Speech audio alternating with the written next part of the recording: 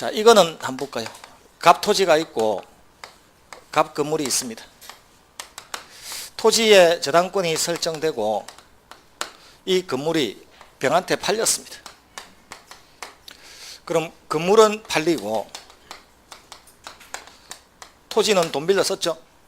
나중에 돈 못 갚으면 경락이 될 수 있죠. 저 건물 철거 다니다. 자, 이제 토지하고 건물이 있다가 토지는 은행에 돈 빌리고 건물은 팔아먹고 돈은 못 갚아서 토지도 경매됐죠. 저 건물 철거입니까 아닙니까? 토지 소유자와 건물 소유자는 달라졌다 안 달라졌다? 보죠. 저당권 설정 당시인 4월 1일 날 토지와 건물이 있나요? 1번 통과. 설정 당시인 4월 1일 날은 토지와 건물이 동일 소유자입니까? 2번 통과. 경락의 결과로 달라졌나요? 3번 통과 끝. 토지 소유자인 정은 건물 소유자인 병에 대해서 지상권을 설정한 것으로 본다. 만난 적도 없는데 됩니까? 자, 법정 지상권은 누구를 위한 권리다? 건물이 철거당하지 않기 위해서 건물 소유자한테 주는 권리지 돈 빌려 쓴 자한테 주는 게 아니란 말이에요. 지금까지는 우연히 돈 빌려 쓴 자하고 건물 소유자가 겹쳤던 것이고 지금은 돈 빌려 쓴 자는 갑이라도 건물 소유자는 병으로 바뀌었죠. 항상 법정 지상권은 건물 소유자한테 주는 권리. 항상. 그래서 이 효과는 토지 소유자는 건물 소유자에 대하여 지상권을 설정한 것으로 본다죠. 정확하게 효과를 읽으려면 이렇게 읽어야 돼요. 누가 될지 잘 모르지만 토지 소유자는, 누가 될지 잘 모르겠지만 건물 소유자에 대하여 지상권을 설정한 것으로 본다. 요건만 맞아주면 누가 누군지는 관계없다는 겁니다. 이렇게 딱 나온다. 자, 이제 골치 아픈 거 하나 더 합니다.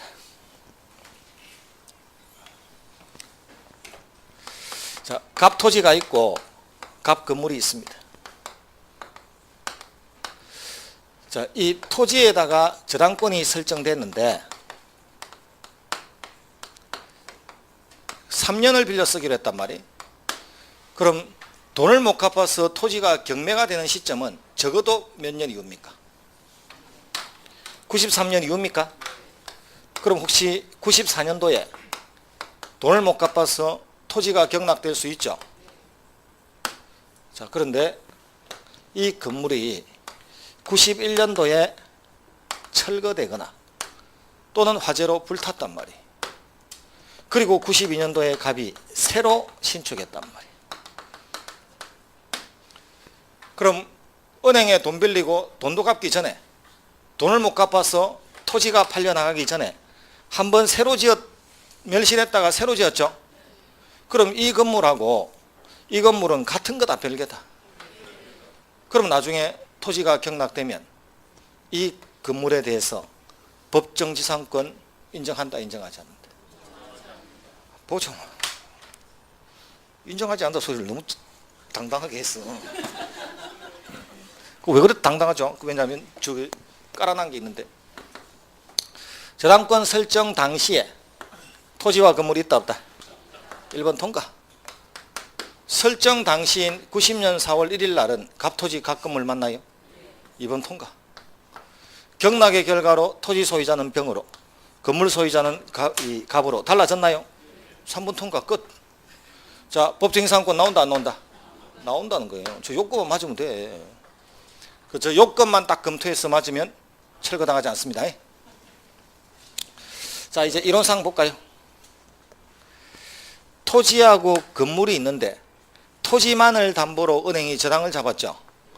그럼 나중에 돈을 못 갚으면 이 토지를 팔러 갔을 때 건물 소유자가 누가 될지는 모르지만 법정 지상권을 주장하면서 토지를 사용하다 갈 거라는 것을 예측할 수 있다 없다? 예측할 수 있나요? 그럼 은행이 토지만을 담보로 돈을 빌리지 않고 돈을 빌려줄 때 건물에도 조치를 취해놨어야 되죠. 그런데 조치를 취하지 아니하고 토지에만 돈을 빌려줬다는 것은 나중에 경매가 돼서 경락받은 자는 재수 없으면 30년 동안 저 토지를 써도 못해. 갑이 쓸 테니까. 그래도 그 토지는 사용도 못하는 그 토지는 1억 이상은 받고 팔 자신 있는 겁니까? 은행 입장에서는 1억 이상에는 팔릴 자신이 있었다고 믿었기 때문에 건물에 별다른 조치를 안 취한 거 맞나요? 맞죠? 그럼 나중에 멸실되고 새로 지어진 이 건물에 여전히 법정지상권을 인정해 준다고 해서 은행이 예측이 틀어진 게 있다 없다? 은행은 이미 계산기 다 두드려 놨었죠. 그래서 인정해 주는 거라고. 저 새로 지어진 건물에 은행이 계산기 두드릴 때 벗어난 게 없어 지금. 자, 그런데 만약에 이 기존의 건물이 목조 건물이란 말이에요. 그럼 은행은 계산기 두드릴 때 나중에 법정지상권을 주장하는 자가 토지를 몇 년 동안 채 쓰다 갈 수 있다고 봤을까요? 그럼 15년이 지나면 철거하고 가야 되죠. 그렇게 생각했을 거 아니에요. 그런데 새로 지어진 만약에 이 건물이 법정지상권 준다고 했나요? 안 준다고 했나요? 그런데 만약에 철근 콘크리트로 지어지면 철근 콘크리트는 최하 몇 년이다? 자, 은행 손해봤다 안 봤다? 은행은 15년 동안 사용 못하는 토지인 줄 알았다가 그렇게 계산했는데 30년 동안 사용을 못하게 되면 15년 손해본 거죠. 그럼 은행의 예측을 깨지 않기 위해서는 비록 철근 콘크리트 건물로 지었지만 이 토지 사용은 몇 년이다? 15년. 자, 그럼 아까 우리 뭐라고 했죠? 지상권 공부할 때 최단 존속 기간은 단축할 수 있다 없다? 그럼 철근 콘크리트 건물을 짓기 위해서 토지를 사용할 때는 20년 계약에도 30년이고 10년 계약에도 30년이고 30년보다 단축하지 못한다고 했잖아요. 그런데 단축됐다 안 됐다? 그럼 법에서 정해진 최단 존속 기간보다 단축하지 못한다는 예외도 있네요. 요거 하나. 자, 이때는 과거의 건물을 기준으로 하다 보니까 철근 콘크리트인데도 15년밖에 안 줄 수 있는 거죠. 그럼 시험에 이렇게 멸실됐다가 새로 신축한 건물이 있다면 법정지상권 성립한다, 성립하지 않는다 나오겠죠. 그럼 자, 구 건물에 대해서 15년 준다, 30년 준다. 예?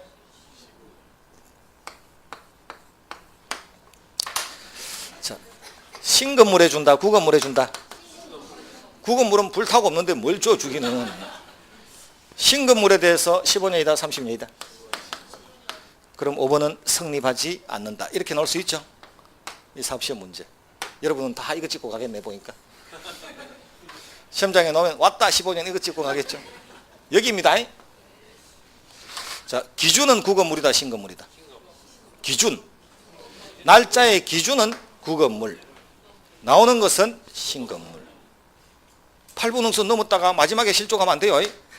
공부 다 해놓고 이렇게 해놓고 마지막에서 가장 쉬운 여기서 탁 탈락하면 얼마나 억울해. 차라리 하지 말든가.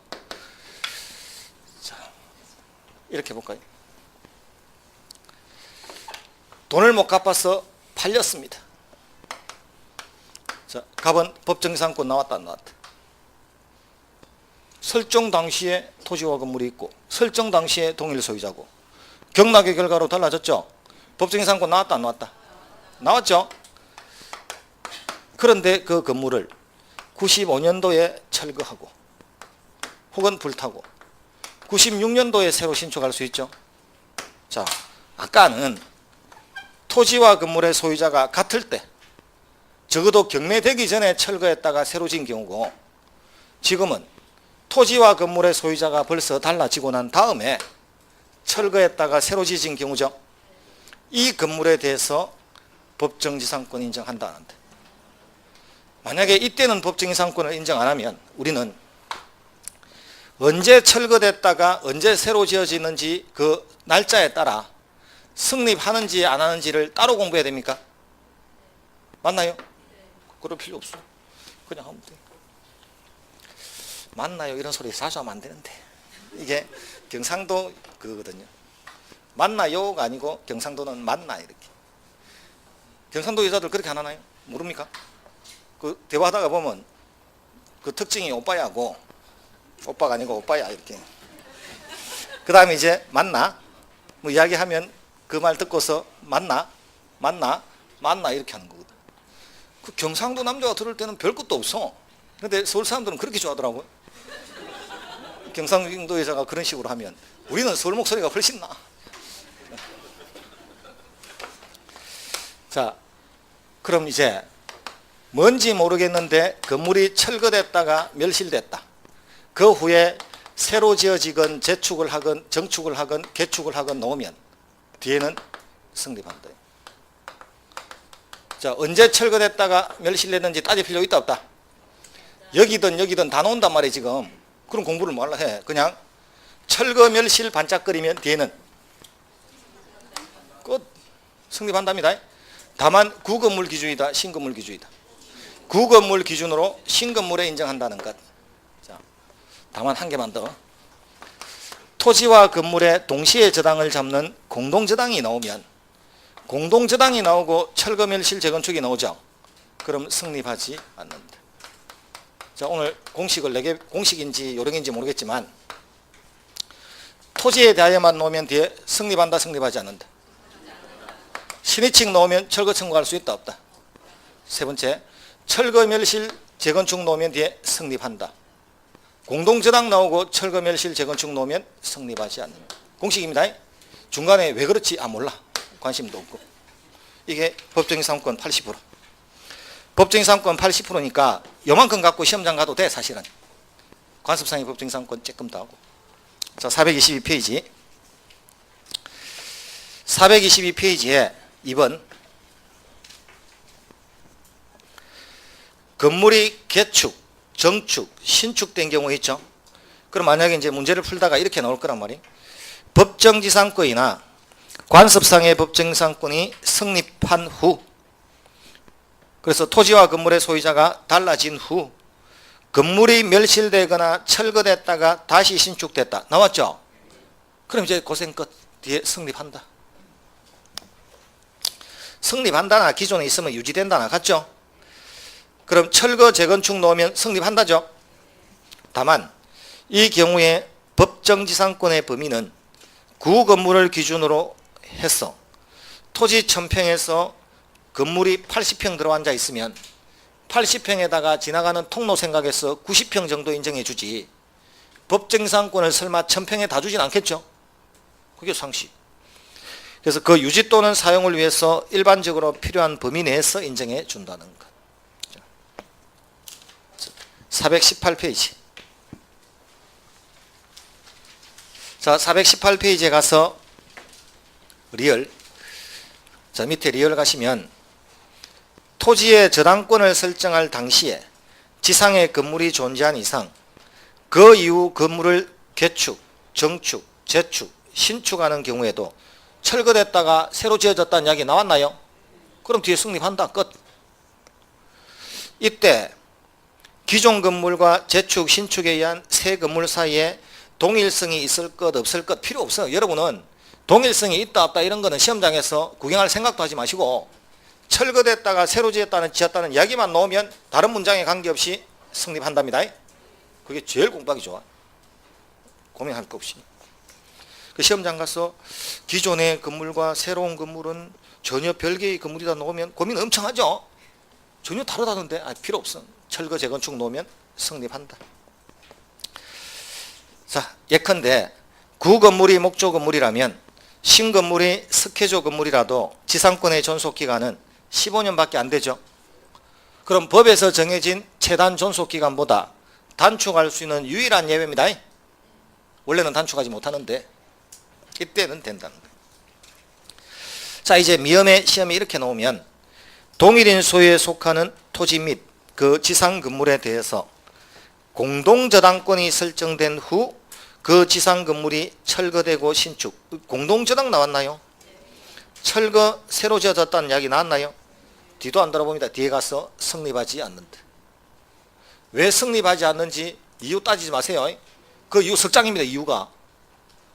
예, 석장 6페이지. 빳빳하게 6페이지. 한번 볼래요? 다음에 복사해 줄 테니까. 나 6장 그 석장 읽는데 KTX 타고 오는 시간 다 걸리는데 그. 그래서 그냥 여러분 성립하지 않는다. 8째 줄에 가면 이러한 법리는 집합 건물의 전부 또는 일부 전유 부분과 대지 지분에 관해서 공동저당 나오고 앞에 집합 건물이고 뭐고 모르니까 읽어 내려갔다가 공동저당 나오고 철거 신축 나왔나요? 고생 끝. 성립하지 않는다. 그냥 공동저당 나오고 철거 재건축됐다는 이야기 나오면 그냥 성립하지 않는다로 끝입니다. 그 밑에 한편 이런 거 있죠. 읽지 마세요 지금. 이거는 다른 이야기니까 읽지 마시고. 자, 뒤로 420페이지. 디귿. 저당권 설정 당시에 토지와 건물이 동일인에게 속했으면 나중에 그 건물이 다른 사람한테 팔려나가도 누가 될지 몰라도 요건만 맞으면 법정이상권 나온다고 했나요? 그게 디귿. 자, 예컨대 을이 갑소유의 토지의 저당권을 취득할 때 그 지상에 갑소유의 건물이 있었다면 그 후 을이 저당권을 실행해서 토지에 대한 경매 절차가 진행되는 중에 지상 건물이 병에게 양도됐다 하더라도 현재 소유자인 병은 법정이상권 취득한다. 되나요? 해줬던 거. 421페이지 같은 이야기 한 번 더 반복. 1. 법정지상권 등기할 필요 있다 없다? 법정이니까 등기할 필요 없죠. 그래서 경락인이 경락대금을 완납한 때 법정지상권 성립한다. 있죠. 이는 법률에 규정해야 한 물권 취득이므로 등기를 요하지 않는다. 있죠. 그리고 이는 물권이므로 취득할 당시의 토지 소유자는 물론이고 그로부터 토지 소유권을 양수한 제3자에 대해서도 등기 없이 지상권 갖고 대항할 수 있다고 했죠. 그 등기 없이 핵심. 그러나 그 법정지상권을 제3자한테 처분하려면 등기해야 되죠. 자, 그 밑에 3번 기억. 법정지상권이 있는 건물의 양수인 병은 정입니다. 갑을병정 아까 우리 그림 그렸던 정은 그 양도인이 병이 갑한테 가지고 있던 설정 등기 청구권을 대위행사할 수 있나요? 그래서 지상권 설정 등기를 해줘야 될 의무를 지고 있는 토지 소유자가 정한테 와서 건물 철거를 요구하는 것은 신의칙상 철거 청구할 수 없다. 있죠. 아까 앞에 관습에서 했죠. 자, 법정지상권자라도 토지 사용료 내야 된다, 내야 된다. 그게 니은. 자, 끝에 가면 토지 사용으로 인한 이득은 대지 소유자에게 반환할 의무가 있다고 되어 있죠.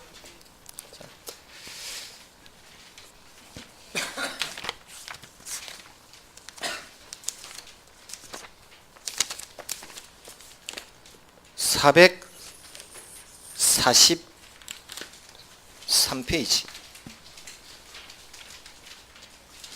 자, 443페이지에 5번. 16회 기출문제인데 기출문제를 약간 변형을 시켜놓은 거예요. 지금 약간 달리. 5번. 법정지상권에 대한 설명으로 틀린 것은 1.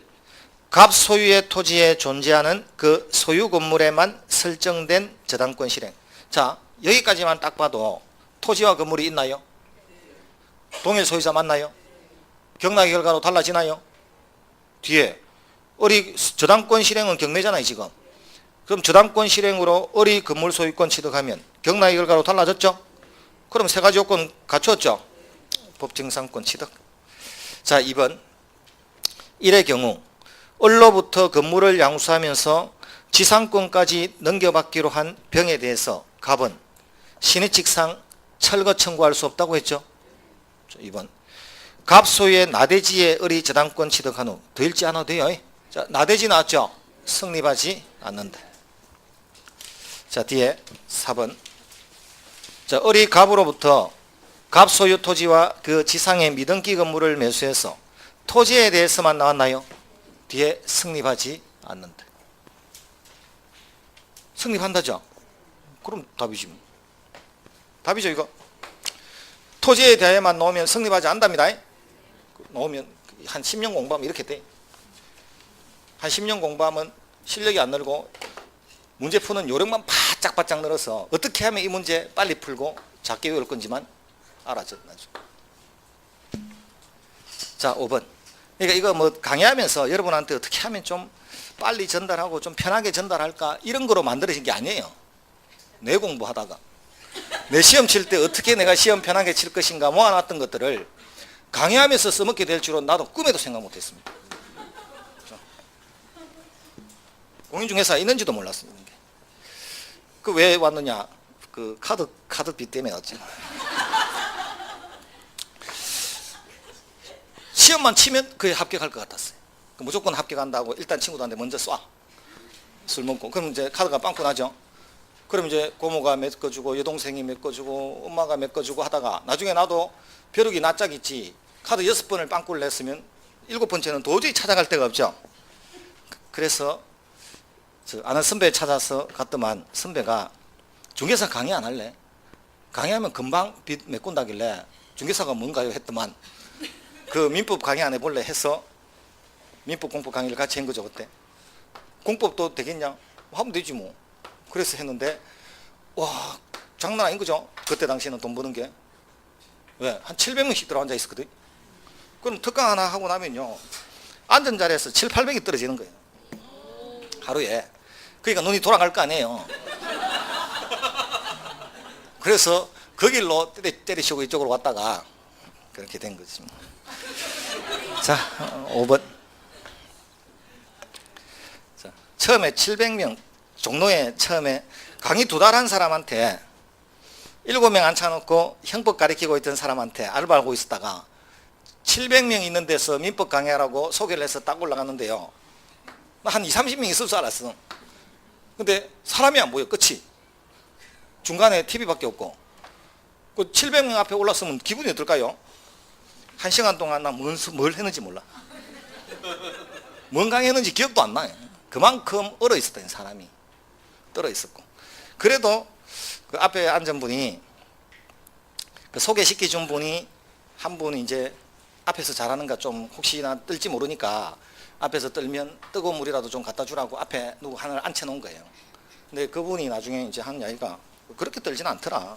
그래서 근데 어떤 사람들은 처음 올라가면요 막 마이크를 들들들 떨어. 한 200~300명 앞에 올라가면요 들들들 떨어 진짜로.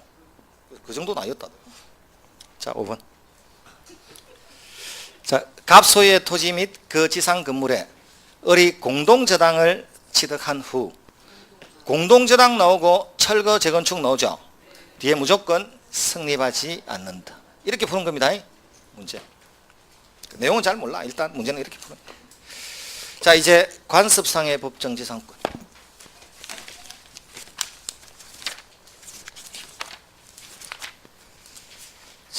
349페이지. 관습상 법정지상권은 이렇게 가는 거예요. 여기가 어떻게 바뀌느냐면 자, 처분 당시에 설정 당시가 아니고 이제는 처분 당시에 토지와 건물이 있고 동일 소유자. 경락의 결과가 아니고 매매 등의 원인으로 토지와 건물의 소유자가 달라질 것. 그리고 철거 특약이 없을 것. 요건이 조금 달라졌다는 거예요. 자, 관습법은 법입니까? 판례입니까? 판례. 판례. 관습법에 대해서 설명한 적 있나요? 관습법은 판례입니다. 그럼 이렇게 이제 나오면 갑 토지가 있고 갑 건물이 있는데 갑이 건물만 팔았단 말이에요. 건물을 싸게 샀어. 을이 건물 싸게 샀다고 좋다고 집들이 하고 있는데 갑이 나타나서는 남의 토지 위에서 뭐하냐. 지가 팔아놓고. 남의 토지를 사용할 자격이 없으면 철거하고 나가라는 거예요. 지가 건물 팔아놓고. 이 갑이 그 도둑놈입니까? 나쁜 놈이죠. 근데 어찌됐든가 을은 건물만 샀지 토지 산 게 아니죠. 갑하고 사이에서 토지를 사용할 권리를 합의한 적이 있다 없다. 그런데 강제로 남의 땅을 쓰는 권리인 법정지상권이 나오려면 저당권 실행돼야 돼. 아까 우리 배웠잖아요. 전세권자 있는데 토지와 건물의 소유자가 달라져야 돼. 가담법이 나오든지 임목법이 나오든지 해야 돼. 자, 이 사례는 법에서 인정하는 법정지상권이 나올 요건이 된다 안 된다? 전혀 안 돼. 그럼 남의 땅 사용할 수 없죠. 그럼 을은 철거해야 된다. 이거 말 된다 안 된다? 갑 지가 팔아놓고 철거를 요구하는 것은 인정할 수 없죠. 그래서 법에는 없는데 우리 판례가 토지하고 건물이 처분 당시에 동일 소유자로 있다가 매매 등의 원인으로 토지와 건물의 소유자를 달리했나요? 그럼 토지 소유자는 건물 소유자에 대하여 지상권을 설정한 것으로 치자. 법은 없지만 판례가 인정해 준. 그게 관습법상 법정지상권이에요. 그럼 관행상 인정해 준다는 거죠.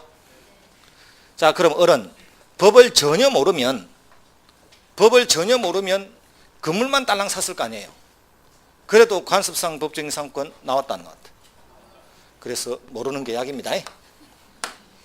법을 제대로 알면 건물만 사도 관습상 법정지상권이 있으니 철거당하지 않는다는 사실까지 아나요?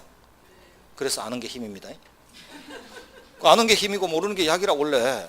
근데 이제 반푼수가 되면 어찌 되냐면, 나 건물을 샀잖아. 토지를 사용할 권리가 없잖아. 그럼 토지 소유자가 요구하면 철거당해야 되잖아. 여기까지는 아는 거죠. 그 다음은 몰라. 그래서 반푼수라고 했잖아. 그래서 갑 찾아가서 니 내가 바본 줄 아냐? 토지 임대차 계약 하나 하자. 그래야 나 토지 쓰다 간다. 그래서 갑이 그래라. 그래서 치료받고 임대차 계약 해줄 수 있죠. 그럼 가만히 있으면 물건 하나 생길 건데 물건 포기하고 채권 만들어 놨죠. 물건이 힘이 셀 거 아니에요. 판사님은 얘가 뭘 몰라서 이렇게 했다고 볼까요? 아니면 다 아는데 뭔가 합리적인 사정이 있었겠지. 건물을 싸게 사거나 뭔가 이유가 있었겠지. 이게 정상일까요? 부동산 거래하는 자가 아무것도 모르고 그랬을 리는 없다. 지가 모르면 아는 사람의 조언을 받아서라도 하는 거다 라고 생각하는 게 합리적이죠. 그럼 관습상의 법정지상권을 취득할 지위에 있는 자가 토지 임대차 계약을 체결해버리면 관습상의 법정지상권은 포기한 것으로 봅니다. 그게 합리적이라는 거예요. 그래서 반부수 집안 망하는 거예요. 뭘 모르면 물어보든가. 그래서 포기한 것으로 본다. 이런 판례도 있겠죠.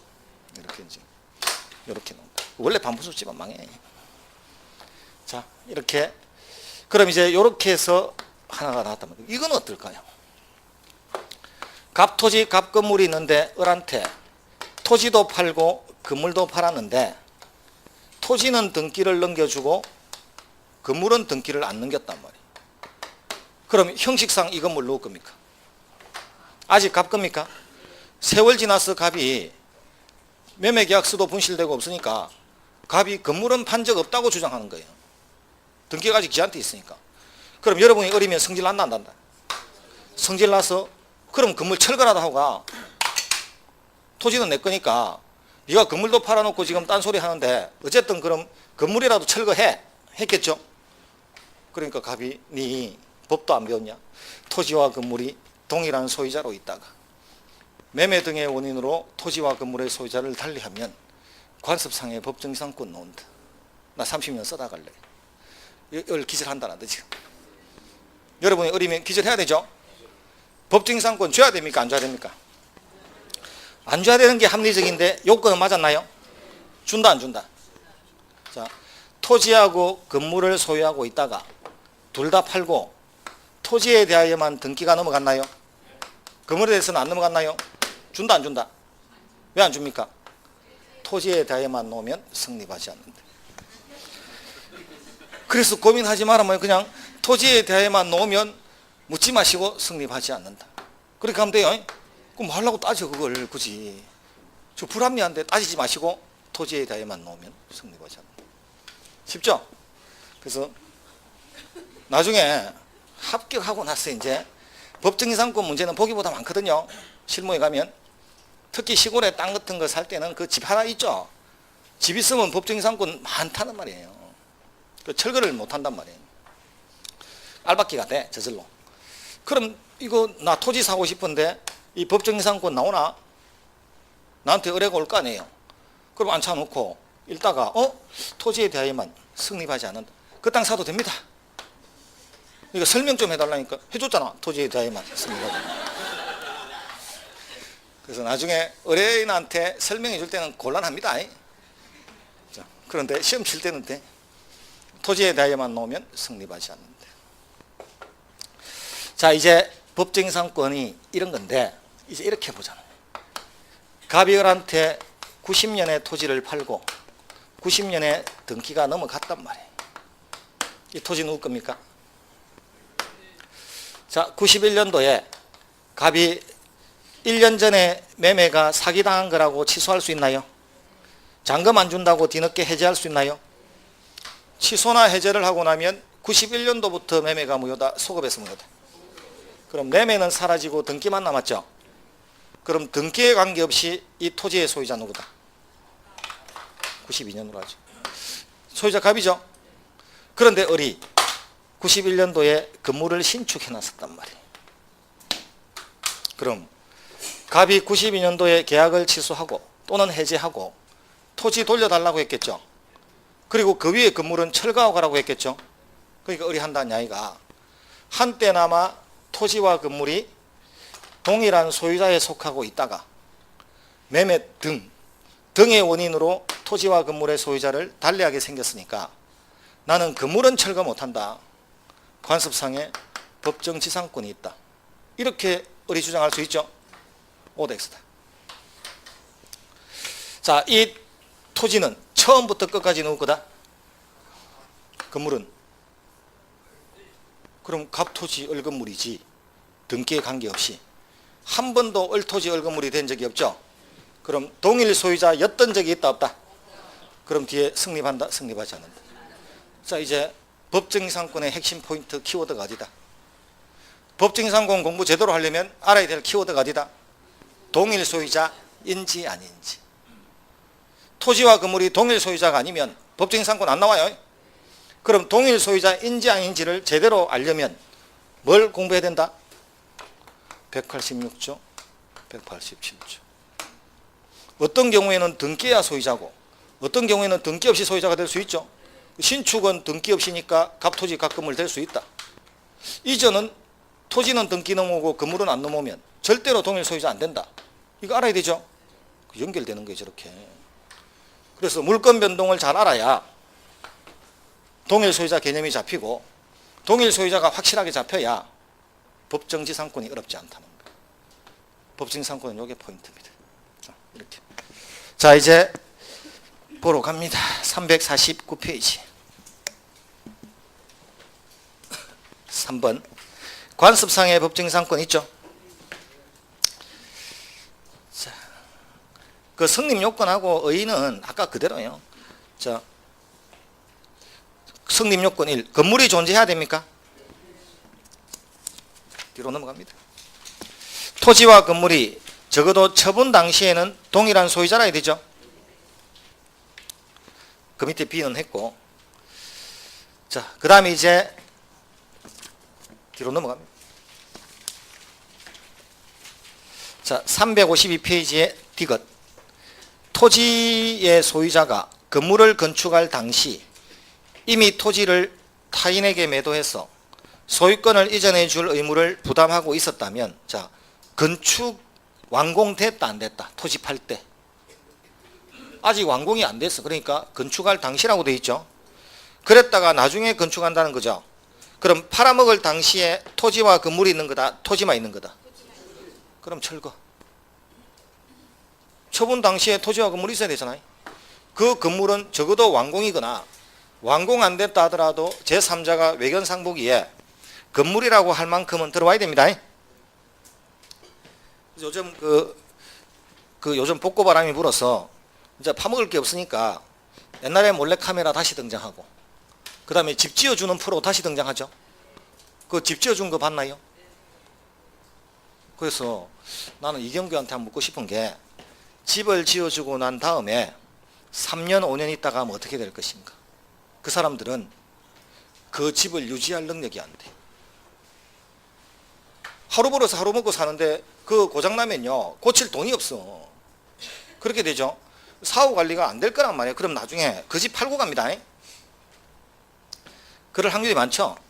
그래서 누군가를 도와주는 것은 그렇게 해서 자기들 시청률을 올리는 게 아니고 사후 관리가 안 되면 도와준 게 아니라, 그게 집만 번들하게 지어준다고 그게 각종 그 회사, 인테리어 회사부터 뭐 각종 회사에 삥 뜯어가지고 삥 뜯는 거죠. 그 협찬을 미끼로 삥 뜯어가지고 그거 지어준다고 해서 그게 과연 복지냐.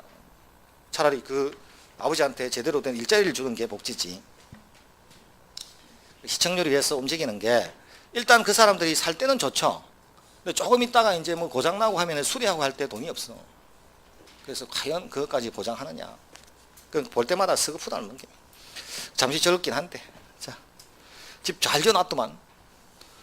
그래서, 야, 저 가평이나 양평에 땅 가지고 있으면 저런데 저렇게 집 짓으면 좋겠다. 지리산 꼭대기에 있으니, 옆에 강이 있나 뭐가 있나 앞에 첩첩 산중이라서 그 집 지으면 뭐 할겁니까. 자, 이제 그 352페이지 더보기에 A 토지 매매 계약이 해제된 경우 있죠. 아까 해제가 되면 소급에서 소유권이 돌아오는 거니까 등기에 관계없이 토지와 건물의 소유자가 절대로 같아질 리가 없죠. 그럼 무조건 성립한다, 성립하지 않는다. 자, 해제가 됐든 취소가 됐든 마찬가지입니다. 자, 그 다음에 환지. 그럼 저절로 환지는 공법에서 환지 처분비 안 나요? 새로 쫙 도시를 갈아엎어 가지고 새로 쫙 이렇게 구획 정리해 놨는데 옛날에 내 집이 있던 자리인데 법정인 상고 주장은 말 된다는데. 그래서 안 되는 게라. 그게 환지. 자, 그 다음에 353페이지에 5번 관습상의 법정이상권을 포기하는 것도 가능하다. 예컨대 대지상의 건물만을 매수하면서 토지에 대해서 임대차 계약을 체결했다면 법정이상권 포기하는 것으로 본다고 했죠. 그 위에 이렇게 이제 나면 어떻게 되냐 말이죠. 자, 갑토지 갑건물이 있는데 건물만을 산 자가 사실 창고용으로 살 수 있다 없다. 3년 동안 창고로 쓰게 할 수 있죠. 그럼 3년 뒤에는 이 건물 철거한다는 말입니까? 창고로 3년만 쓴다는 것은 철거한단 말이죠. 그럼 굳이 법정지상권을 인정해 줄 필요가 있다 없다. 그래서 법정지상권을 줄 때는 땅을 오랫도록 쓰고 싶다는 의지가 담겨 있어야 돼. 그럼 철거 특약이 있으면 법정지상권 준다 안 준다. 그런데 철거 특약을 하면서 철거하고 나면 새로 건물을 지을 거라고 합의를 해버리면 오랫동안 이 토지를 이용하겠다는 생각이 담겨 있죠. 그럼 법정지상권 준다 안 준다. 그 말이죠. 자, 353페이지에 4. 갑이 됐든 을이 됐든 똑같습니다. A가 자신의 토지와 지상 건물 중 토지만을 B에게 매도하면서, 저는 건물을 매도한 경우를 예로 들었고 여기는 토지만을 B에게 매도하면서 B의 요구에 따라 그 지상 건물을 철거하기로 약정했다면 법정이상권 줄 수 없죠. 철거할 약정을 했으니. 다만 토지의 양도인이 건물을 철거하기로 했다 하더라도 자신 소유의 새로운 건물을 신축하기로 하면서 토지의 소유권만 이전했다면 건물을 새로 짓는다는 이야기는 짓자마자 철거할 생각이 있는 건 아닐 거 아니에요. 적어도 오랫동안 이용할 의지가 담겨 있죠. 그럼 땅 쓰고 싶은 생각이 있는 거다 없는 거다. 그럼 지상권 줘야지. 그때는 법정지상권 인정. 거기까지가 법정지상권. 자, 그 뒤에 354페이지는 다 했죠. 353페이지의 밑에 3번의 내용 가시면 아까 지료 이야기 했죠. 똑같은 이야기 반복. 아까 법정지상권에서 지료는 협의해라, 안 되면 법원이 정해라 이런 말이 있었죠. 그게 그대로 있으니까 한번 읽어보시고. 자, 여기까지가 법정지상권. 자, 이제 넘어와서 어디를 펴놓냐면 책 펴놓을 때가 마땅치 않네. 자, 일단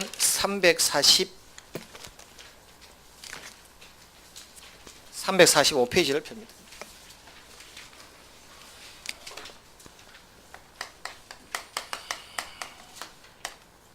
자, 그 지상권에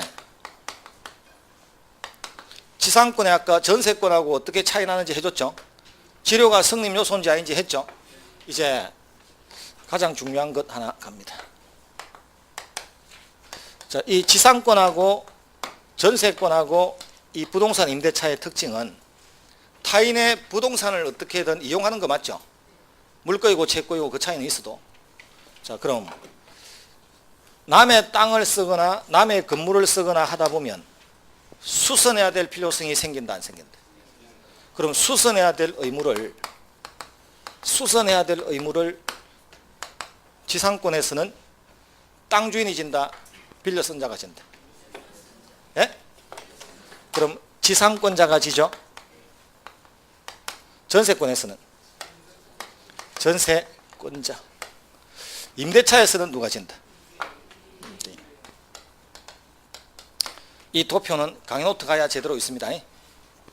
강의노트에는 이 도표가 그려져 있죠. 자, 다만 그럼 보죠. 그럼 왜 지상권 전세권에서는 빌려 쓰고 있는 자가 자기 돈 들여서 수선해야 되고, 왜 임대차에서는 임대인, 집주인이 수선해 줘야 됩니까? 자, 지상권 전세권은 물건이다 채권이다? 물건은 사람에 대한 권리입니까? 물건에 대한 권리입니까? 그럼 물건을 원래 있는 상태로 그대로 넘겨주면 그 처음에 땅 빌려주기로 한 자는 할 일 다인 겁니까? 그럼 이제 찢고 복돈 알아서 해야지. 어리 일 터지면 어리 다 알아서 해야 돼. 그래서 수선해야 됩니다. 지가. 근데 임대차는 채권입니까? 채권은 물건에 대한 권리다, 사람에 대한 권리다? 그럼 계약기간 동안 끊임없이 특정인이 다른 특정인에게 부동산을 사용 수익해 줄 의무를 진 거죠. 그럼 지붕 고장나면, 보일러 고장나면 띄워야 된다 안 띄워야 된다? 그 말이에요 지금. 그래서 그렇게 하든지, 물건은 권리의 힘이 큽니까? 그럼 책임도 무겁겠죠. 채권은 가지고 있는 힘이 작죠. 그럼 책임도 가볍게 져야지. 자, 그럼 필요비가 들어갔던 수선비가 필요비 상환 청구권이 지상권 전세권자는 자기가 고쳐 쓰는 거 맞나요? 그럼 그 돈 들이고 나서 땅 주인, 집주인한테 가서 달라고 할 수 있다 없다? 그래 당연히 거죠. 왜? 전세권자는 필요비 상환 청구권 있다 없다? 그렇게 공부하지 마시고, 자, 전세권에서는 수선 유지 의무를 누가 진다? 지가 수선해야 될 의무를 지니까 지가 돈 들여야 되는 게 당연하니까 주인한테 가서 달라고 할 명분이 없는 거죠. 자, 임대차에서는 누가 의무를 진다? 그럼 임대인이 들여야 될 돈을 임차인이 들여서 보일러를 고쳤으면 당연히 집주인한테 전화해서 필요비 상환 청구권이 있겠죠. 이게 핵심이란 말이에요. 자, 그럼 전세하고 임대차의 차이는, 물론 전세권은 물건이면 등기해야 되고, 하나는 월세고 하나는 전세죠. 전세죠. 그럼 남의 집에 전세하고 들어가서 등기해놓고 사는 경우도 있다 없다?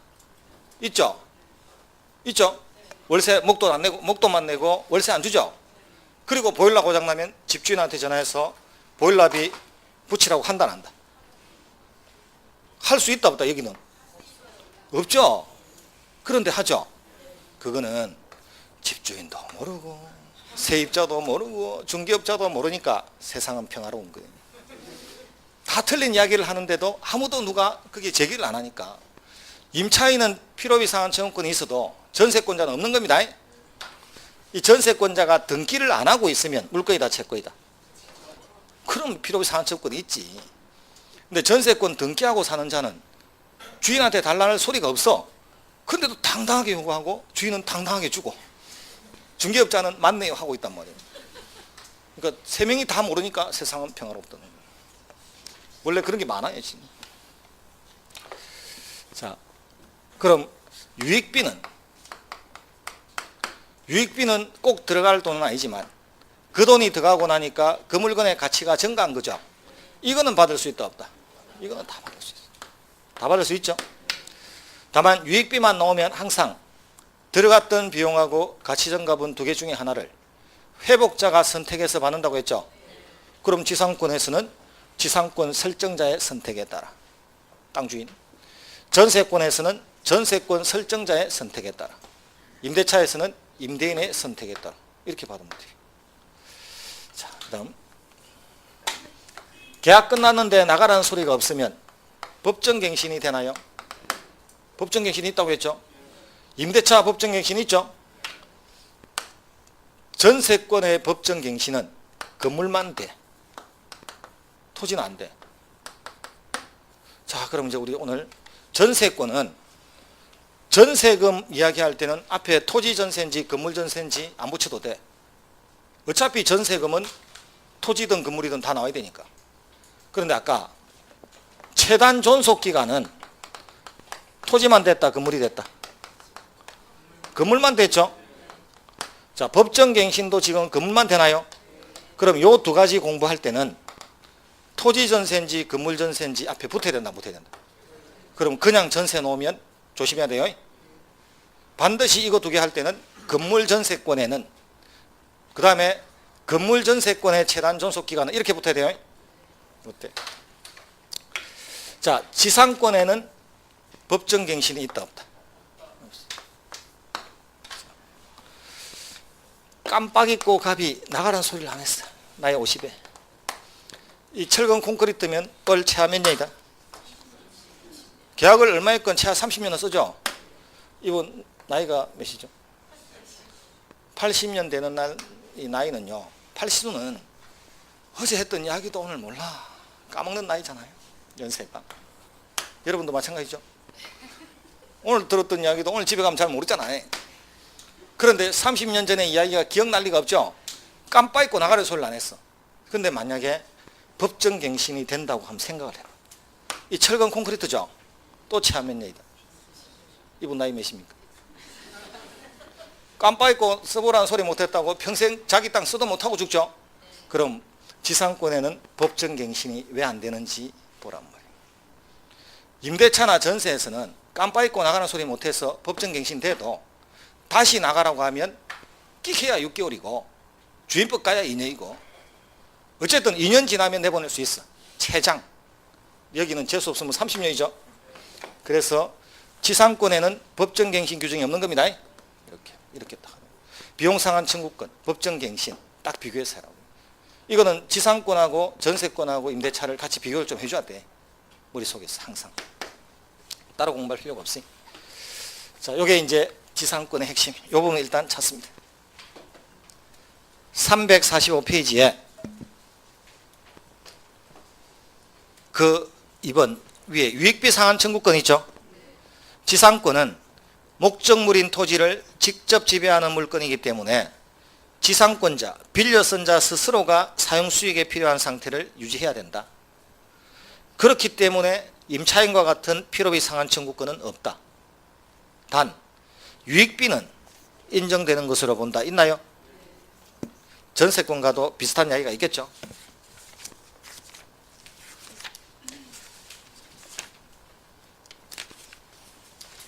(370페이지) 자, 이런 거는 따로 공부하는 게 아니라 묶어서 공부하는 게 훨씬 공부 잘 됩니다. 비교를 해버리면 370페이지에 3번 309조 전세권자는 전세 목적물의 현상을 유지하고 그 통상의 관리에 속한 수선을 스스로 하라고 되어 있죠. 자, 그래서 임차권의 경우에는 채권이기 때문에 임대인이 임차인으로 하여금 임차 목적물을 제대로 사용할 수 있도록 해줘야 될 의무를 부담한다. 있죠? 그래서 임대인이 밑에 줄 수선 의무를 부담하는 겁니다. 그런데 전세권은 목적물을 직접 지배하는 물건이기 때문에 채권이 아니니까 그 밑에 전세권 설정자는 빌려주고 나서 가서 방해만 하면 돼. 그래서 세입자가 쓰는 것을 참고 인내해야 될 소극적인 인용 의무만 부담하지 목적물의 현상 유지와 통상적인 수선은 땅 주인, 집주인이 해줄 필요가 없죠. 그래서 전세권자에게는 필요비 상한 청구권이 인정되지 않으며 유익비 상한 청구권만 인정된다. 있나요? 자, 별것도 별것도 없는 요게 시험장에서 전세권이 역사상 시험에 가장 많이 정답으로 놓은 게 이거예요. 전세권자는 필요비 상한 청구권 없다. 자, 여기 이제 지상권 전세권을 좀 비교했습니다. 좀 쉬었다가 이제 마지막 남은 것은 오늘 공부하는 좀 쉬운 거로 가죠. 이제 어려운 거 했으니까 앞에 그 상린관계하고 있죠. 좀 쉬운 거 좀 쉬었다가 좀 쉽게 보러 갈 겁니다.